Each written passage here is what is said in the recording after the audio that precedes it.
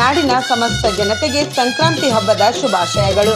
ಶುಭ ಕೋರುವವರು ಶ್ರೀಮತಿ ಆಶಾ ವೆಂಕಟೇಶ್ ರೆಡ್ಡಿ ಹಾಗೂ ಶ್ರೀ ಉಮಾಶಂಕರ್, ಸಮಂದೂರು ಗ್ರಾಮ ಪಂಚಾಯಿತಿ ಸದಸ್ಯರು, ಕೊಂಪಾಲಘಟ್ಟ ಗ್ರಾಮ, ಆನೇಕಲ್ ತಾಲೂಕ, ಬೆಂಗಳೂರು.